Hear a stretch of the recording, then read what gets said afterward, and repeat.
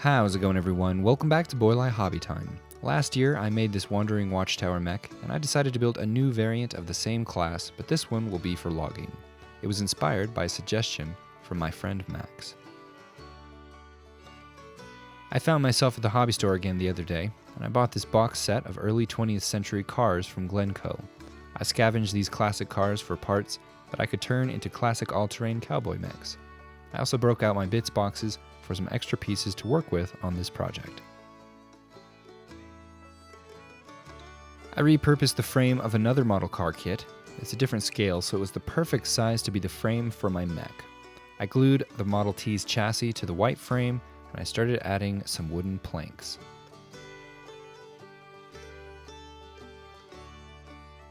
To bulk up the main body of the mech, I also integrated some model kit parts from various military kits that I had lying around. I've used pieces from both of these sets in previous builds. I like to add wood whenever possible, to add some historic realism to these mechs. The wood definitely helps give them more of that proper Wild Western character. As I mentioned at the beginning, I wanted this mech to be a logging mech, or a lumberjack mech, or LJM for short. I was originally going to add a saw, but couldn't think of a good way to add one close enough to the ground to actually cut trees, but I figured it would be good to have a large mech like this to do the heavy lifting for the logging operations.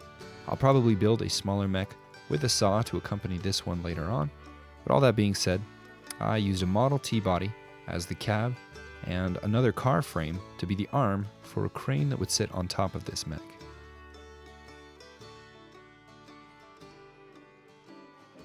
I threw together my assortment of crane parts, I added a post for the crane to sit on, and I drilled a hole in the bottom of the crane to fit over the post. I also used a piece from a display stand from Bondi to be the claw. I added a little ladder so the operator could have easy access to the cab, and I glued the crane to the body. I was thinking of letting the crane rotate freely, but didn't, and speaking of things that are supposed to rotate and don't, I used this tank turret as the hip that all of the legs would be mounted to. I used styrene to connect the legs, and this was a bad choice of material, and you'll see why later. For the upper legs of the mech, I used the same technique as I did with the Watchtower mech, which is to cut up popsicle sticks into little evenly sized pieces, drill a hole at each end, and then connect them in sets of 3 with a pivot point in the middle, like a little pivoting sandwich. The lower part of the legs are made from bamboo cocktail picks that had perfectly spaced forks to snugly pressure fit onto the popsicle sticks. Posing the mech with these wobbly legs was a little awkward, but I decided if a giraffe can learn to drink water, I shouldn't complain about posing a mech. To get the legs to stay, I dripped super glue and accelerator on all of the joints. After I had those legs glued in place, I cut up and textured some wooden dowels to make them look like logs that I threw on the log rack on the back of the mech.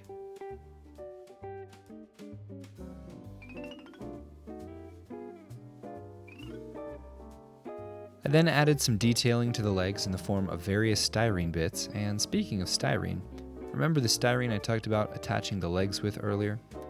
While I was setting the mech aside to get a different angle of myself cutting some wire mesh, I grabbed my scissors and I knocked the mech over. One of the reasons the mech fell over, other than of course me knocking it over, was the fact that the styrene holding the legs was too flimsy. One of the legs broke when I tried to stand it back up, and I remedied this by replacing the old styrene with more of the same styrene that was the problem to begin with, but this time I did glue it to a few other points of contact on the body. After that was sorted, I went back to cutting my wire mesh, and I added it to a few spots on the legs for some texture and detail. I also wrapped the legs with some string, because I liked the way it looks, and I added a little bit of extra string to the leg that broke as a little tribute to the incident. Next, I added a little crane operator, a driver, a hoist for the crane, and a few other little details here and there before gluing the body and the legs together permanently.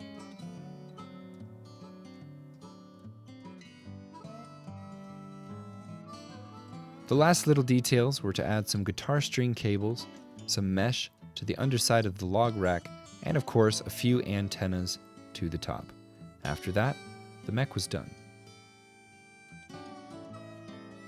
After cleaning up my workstation, it was time to start on the base. I glued some XPS foam to a block of wood and I began carving away chunks of it with a hot wire knife. I smoothed out the texture at the end with a butane torch, and I would recommend wearing a respirator and having proper ventilation when working with foam like this.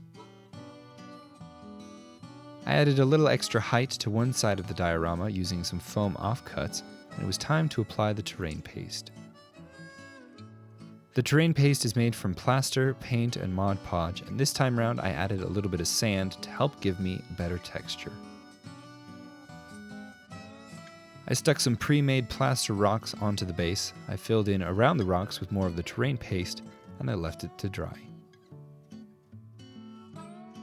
Once the base was dry, I took it outside and I primed it. I also primed the mech while I was at it. After those were both primed, it was time to paint. I was trying something new with this base and it failed, so I switched techniques multiple times during this process, and I'm not really sure what to tell you I did. All I know is that it was messy, and I do know that I added some Vallejo mud effects, some pigment powders, and I dusted everything around the base and activated it with isopropyl alcohol.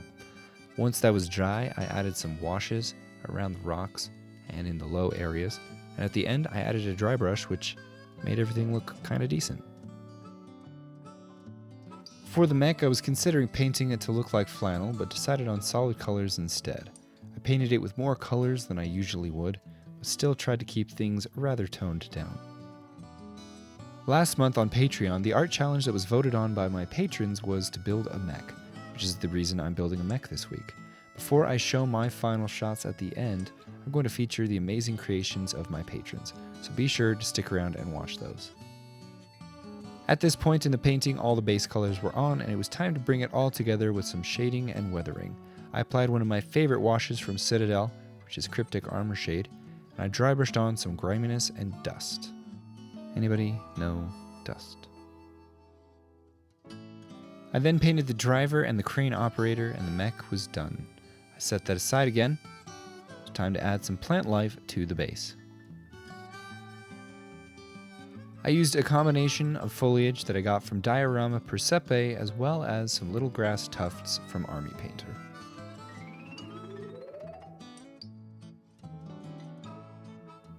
I threw on some plants that looked like they'd fit well in a mountainous setting, and I also added some extra final coloring with the airbrush to help blend the paint job on the mech and the base together better.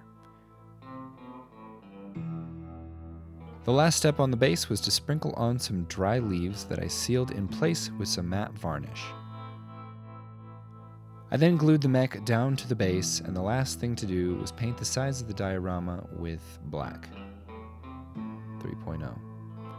After that, I called it good. Before moving on to my final shots, here is a collection of mechs made by my patrons. Huge thank you to everyone who participated in that.